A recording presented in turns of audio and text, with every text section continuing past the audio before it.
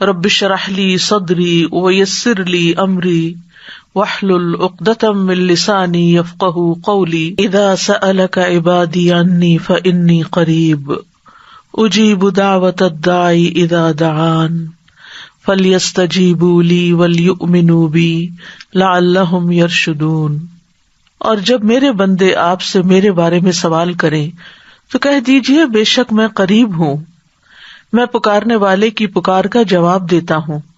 جب وہ مجھے پکارے تو ان کو چاہیے کہ وہ بھی میرا حکم مانیں اور مجھ پر ایمان رکھیں تاکہ وہ ہدایت پا جائیں۔ جب وہ غصے سے بھرا ہوا چلا گیا، پس اس نے سمجھا کہ ہم اس پر گرفت نہ کریں گے، تو اس نے اندھیروں میں پکارا کہ تیرے سوا کوئی معبود نہیں، تو پاک ہے، یقیناً میں ظلم کرنے والوں میں سے ہو گیا ہوں۔ تو ہم نے اس کی دعا قبول کر لی اور اسے غم سے نجات دی، اور اسی طرح ہم ایمان والوں کو نجات دیتے ہیں۔ ایک مسافر جسے مشرق کی طرف سفر کرنا ہو، وہ ایک ٹرین میں سوار ہوتا ہے، مگر ٹرین چلنے کے بعد اس کو پتہ چلتا ہے کہ جس گاڑی میں وہ سوار ہے وہ تو مغرب کی طرف جا رہی ہے۔ تو سوچئے کہ اس کا حال کیا ہوگا۔ وہ اپنی اس غلطی پر، یعنی غلط گاڑی پر بیٹھنے پر تڑپ اٹھے گا، بے چین ہو جائے گا، اور جو ہی اگلے اسٹیشن پر گاڑی رکے گی وہ فوراً اتر جائے گا۔ مومن کا بھی یہی حال ہوتا ہے۔ جب اس سے کوئی ایسی غلطی ہو جاتی ہے جو اسے صراط مستقیم سے ہٹا دیتی ہے، وہ کسی دوسرے راستے پر چل دیتا ہے جو آخرت میں نقصان دینے والا ہے، تو وہ تڑپ اٹھتا ہے، نہایت شرمندہ ہو کر اپنے رب کے حضور گڑ گڑا کر اپنی غلطی کا اعتراف کر کے دوبارہ سیدھے رستے پر آ جاتا ہے۔ مومن وہی ہے جو غلطی کر کے پلٹ آئے، توبہ کر لے، اپنے رب کو راضی کر لے، حتیٰ کہ رب اس سے راضی ہو جائے۔ دعا کی قبولیت کے لیے لازمی شرط ہے کہ آدمی سنجیدگی اور توجہ سے دعا مانگے، پورے دل سے مانگے، اور اپنے قول و قرار پر غور کرے۔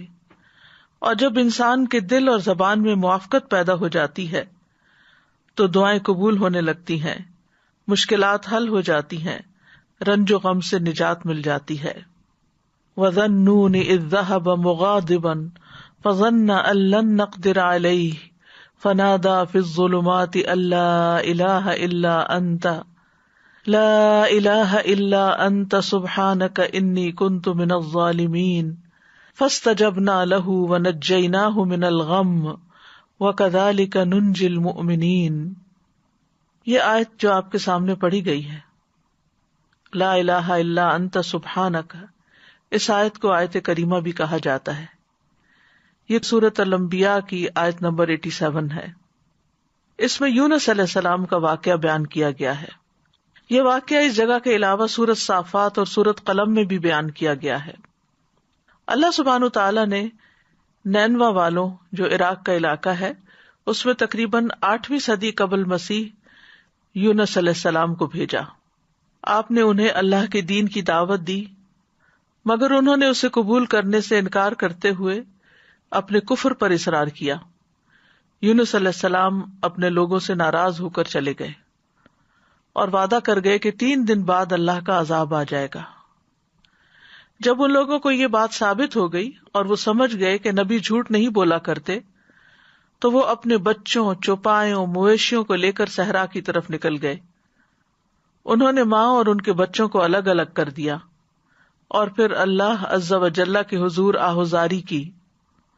اونٹ اور ان کے بچے بلبلانے لگے، گائیں اور ان کے بچے ڈکرانے لگے، اور بھیڑ بکریاں اور ان کے بچے ممیانے لگے، تو اللہ نے ان سے عذاب کو دور کر دیا۔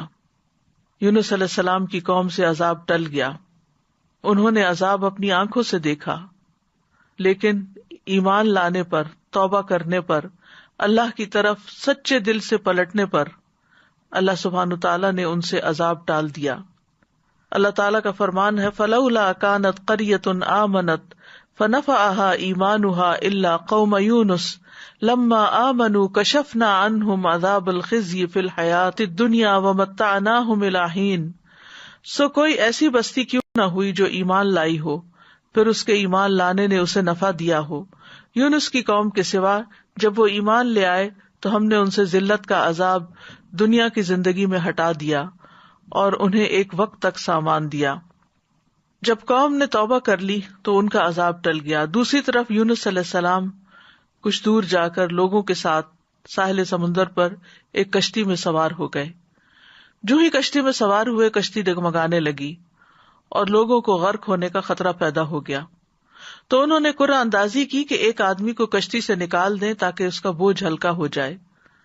قرعے میں یونس علیہ السلام کا نام نکلا، مگر انہوں نے اپنے آپ کو کشتی سے نکالنے سے انکار کر دیا۔ انہوں نے دوبارہ قرعہ اندازی کی، پھر آپ ہی کا نام نکلا، حتیٰ کہ جب تیسری بار قرعہ اندازی کی گئی تو پھر بھی آپ ہی کا نام نکلا۔ اللہ سبحانہ تعالیٰ کا سلسلے میں فرمان ہے، فَسَاهَمَ فَكَانَ مِنَ الْمُدْحَضِينَ، پھر وہ قرعہ میں شریک ہوا تو ہارنے والوں میں سے ہو گیا، قرعہ ان کے نام نکل آیا۔ یہ دیکھ کر یونس علیہ السلام کھڑے ہو گئے، انہوں نے کپڑے اتارے اور دریا میں چھلانگ لگا دی۔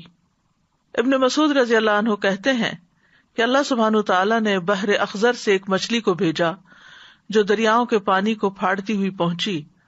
اس نے اس وقت یونس علیہ السلام کو نگل لیا جب انہوں نے کشتی سے چھلانگ لگائی تھی، یعنی جو ہی انہوں نے سمندر میں چھلانگ لگائی فوراً ہی مچھلی نے ان کو ہڑپ کر لیا۔ اللہ سبحانہ تعالیٰ نے اس مچھلی کی طرف وحی نازل فرمائی تھی کہ تو نے یونس علیہ السلام کے گوشت کو نہیں کھانا، نہ ہی ہڈی کو نقصان پہنچانا ہے، کیونکہ یونس تیرے لیے رزق نہیں بلکہ تیرا پیٹ اس کے لیے محض قید خانہ ہے۔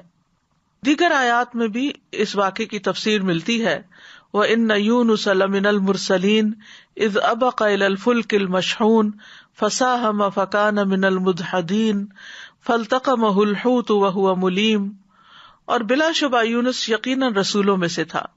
جب وہ بھری ہوئی کشتی کی طرف بھاگ کر گیا، پھر وہ قرعے میں شریک ہوا تو ہارنے والوں میں سے ہو گیا، پھر مچھلی نے اسے نگل لیا، اس حال میں کہ وہ مستحق ملامت تھا۔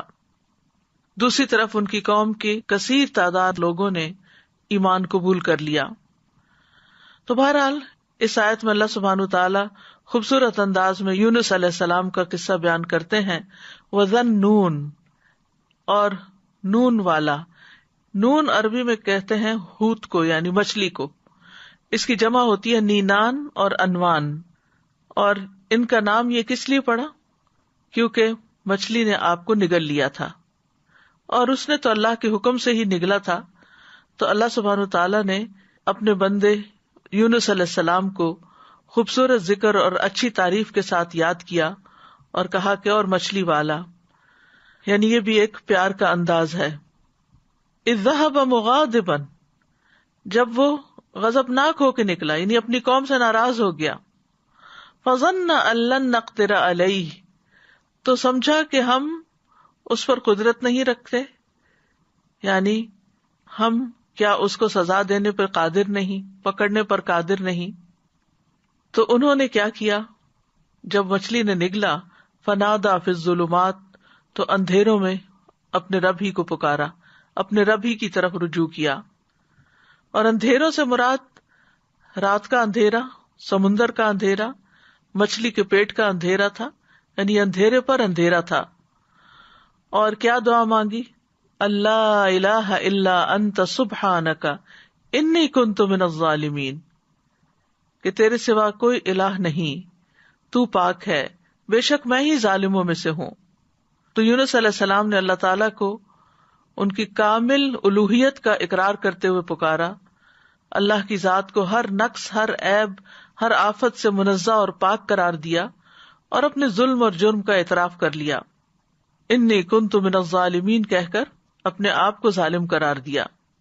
ظلم جو ہے ایک انسان اور اللہ تعالیٰ کے درمیان ہوتا ہے، دوسرا انسان کا اپنے اور لوگوں کے درمیان ہوتا ہے، تیسرا انسان کا اپنے اور اپنے نفس کے درمیان ظلم کرنا ہوتا ہے۔ تو بہرحال جب انہوں نے اپنی غلطی کا اعتراف کیا تو اللہ تعالیٰ فرماتے ہیں نیکسٹ آیت میں، فَاسْتَجَبْنَا لَهُ، تو ہم نے اس کی دعا قبول کر لی۔ سبحان اللہ، یعنی انہوں نے جو ہی خطا کا اعتراف کیا اللہ سبحانہ تعالیٰ ان سے راضی ہو گئے۔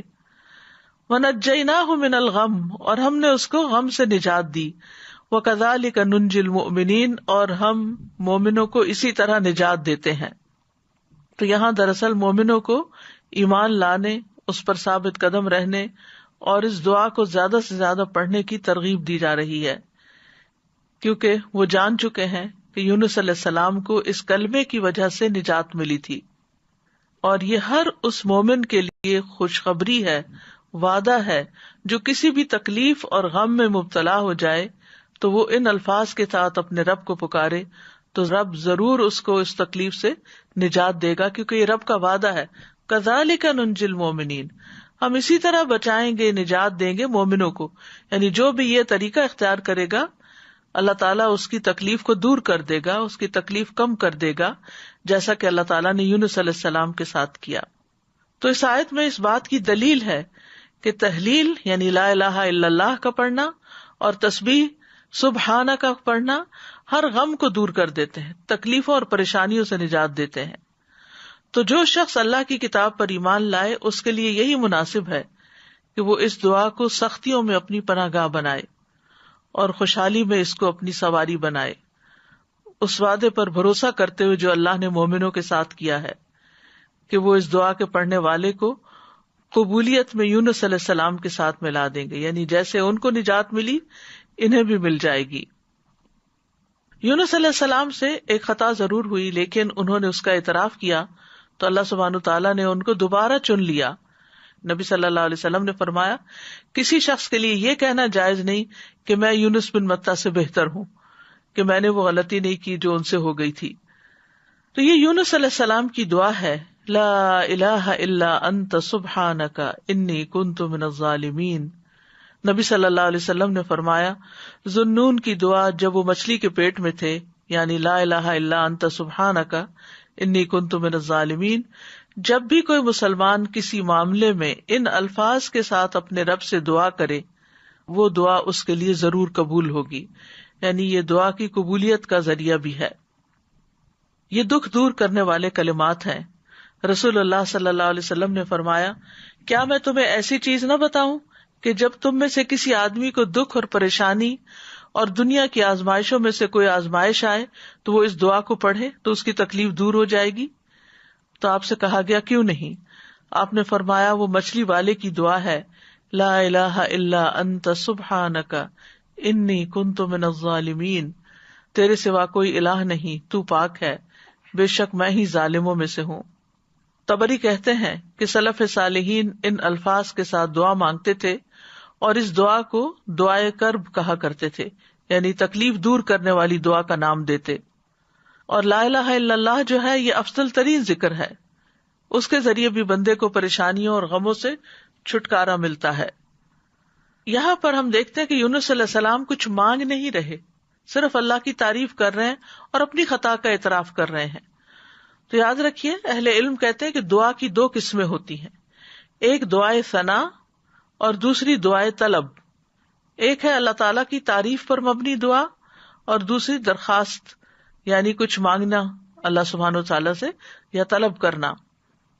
تو دعائے ثنا کیا ہوتی ہے؟ جیسے یہ ہے لا الہ الا انت سبحانک انی کنت من الظالمین، اور جیسے لا الہ الا اللہ وحدہ لا شریک لہ لہ الملک ولہ الحمد وہو علی کل شیء قدیر، یہ عرفہ کے دن کی دعا ہے۔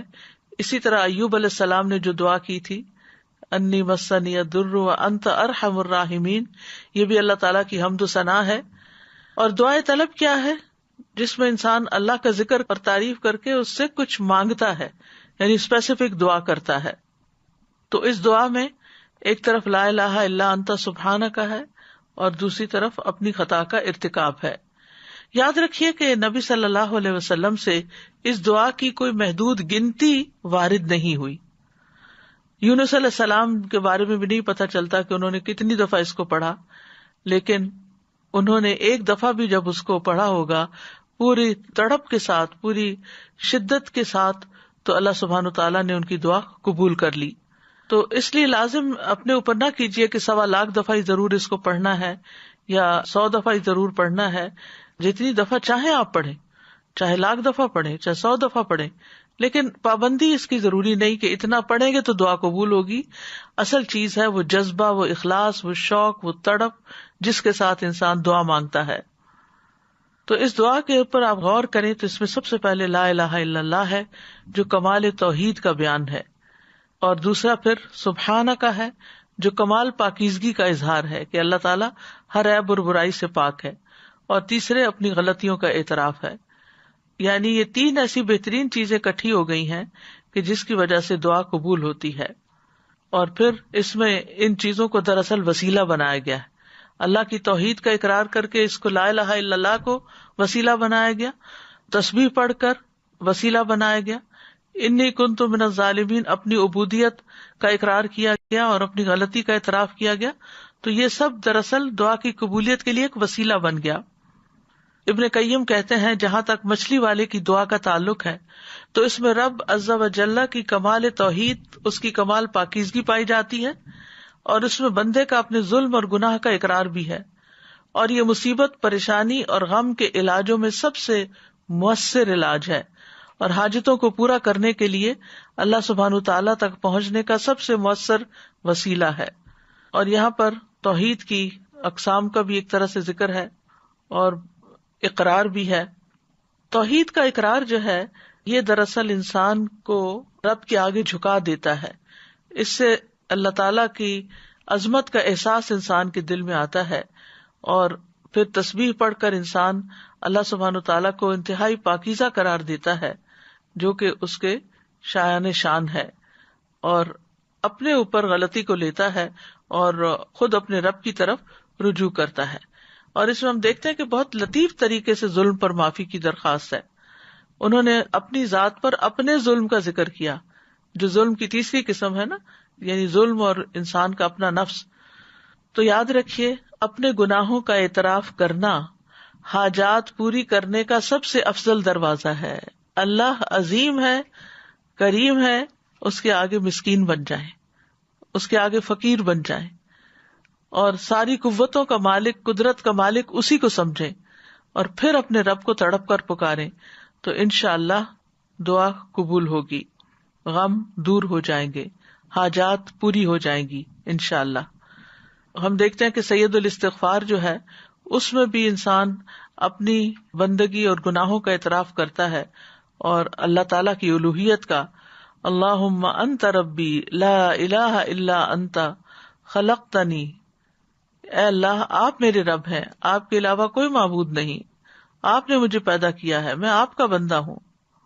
تو بہرحال اس میں یہ جو لا الہ الا اللہ ہے اس دعا کے اندر لا الہ الا انت، یہ ایمان کی افضل ترین شاخ ہے. حدیث میں آتا ہے ایمان کی 70 یا 60 سے اوپر کچھ شاخیں ہیں جن میں سب سے افضل لا الہ الا اللہ کہنا ہے. ایک اور جگہ پر آتا ہے افضل ذکر لا الہ الا اللہ ہے. سچے دل سے لا الہ الا اللہ پڑھا جائے تو آسمان کے دروازے کھل جاتے ہیں. یہ اللہ کی رحمت پانے کا سبب بھی ہے. نبی کریم صلی اللہ علیہ وسلم کی شفاعت دلانے والا کلمہ ہے. رسول اللہ صلی اللہ علیہ وسلم نے فرمایا قیامت کے دن میری شفاعت کی سعادت سب سے زیادہ حاصل ہوگی اسے جس نے لا الہ الا اللہ خلوص دل سے کہا. یعنی سب سے زیادہ میری شفاعت کی سعادت اس کو ملے گی جو سچے دل سے لا الہ الا اللہ کہتا ہے. پھر یہ لا الہ الا اللہ مصائب سے نجات دلانے والا کلمہ ہے. نبی صلی اللہ علیہ وسلم نے فرمایا جس نے لا الہ الا اللہ کہا تو ایک دن یہ کلمہ اسے مصیبتوں سے ضرور نجات دلائے گا، اس سے پہلے جو ہو چکا وہ ہو چکا. پھر جنت میں لے جانے والا کلمہ ہے من مات وهو يعلم انه لا الہ الا اللہ دخل الجنہ. جو شخص اس حال میں فوت ہوا کہ وہ جانتا تھا کہ اللہ کے سوا کوئی الہ نہیں، وہ جنت میں داخل ہوگا. ایک اور حدیث کے مطابق اس کلمے کی وجہ سے انسان کو آگ سے نکال لیا جائے گا، اور مرنے والے کو خاص طور پر اس کی تلقین کرنی چاہیے. نبی صلی اللہ علیہ وسلم نے فرمایا اپنے مرنے والوں کو لا الہ الا اللہ کی تلقین کیا کرو، کیونکہ جو شخص لا الہ الا اللہ پڑھتا ہے تو پھر جنت میں جانے سے اسے کوئی چیز روک نہیں سکتی. پھر سبحانہ کا جو ہے یہ تسبیح ہے. تسبیح سے تقدیر بدل جاتی ہے. اہل علم کا کہنا ہے میں نے قرآن میں تسبیح کو تلاش کیا تو میں نے ایک عجیب چیز پائی. میں نے پایا کہ تسبیح تقدیر کو ٹال دیتی ہے، جیسا کہ یونس علیہ السلام کے واقعے میں ہے. اللہ تعالیٰ فرماتے ہیں فلولا انہ کان من المسبحین للبث فی بطنہ الی یوم یبعثون. پھر اگر یہ بات نہ ہوتی کہ بے شک وہ تسبیح کرنے والوں میں سے تھا تو یقیناً اس کے پیٹ میں اس دن تک رہتا جس میں لوگ اٹھائے جائیں گے. یعنی اگر یونس علیہ السلام یہ تسبیح نہ پڑھتے تو قیامت تک مچھلی کے پیٹ میں رہتے. تو اس سے پتہ چلتا ہے کہ تسبیح کا مقام بہت عظیم ہے اور اتنا مؤثر اور اس درجے تک پہنچا ہوا ہے کہ اللہ تعالیٰ نے اس کی وجہ سے تقدیر کو تبدیل کر دیا، جیسا کہ یونس علیہ السلام کے اس واقعے میں ہم دیکھ رہے ہیں. وآخر دعوانا ان الحمد للہ رب العالمین.